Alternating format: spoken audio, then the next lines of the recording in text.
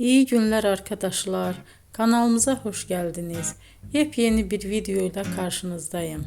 Elçin Sangu ve Barış Ardus'tan yepyeni karelerini sizler için düzenleyip video haline getirdim ve sizlere sunuyorum. Umarım beğenirsiniz.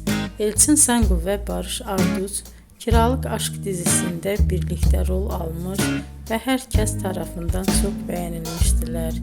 Biz de onların en güzel ve en özel karelerini sizler için hazırladık. Videoların devamını istiyorsanız kanalımıza abone olup sona kadar izlemeyi unutmayın. Hoşça kalın. Bizden bu kadar.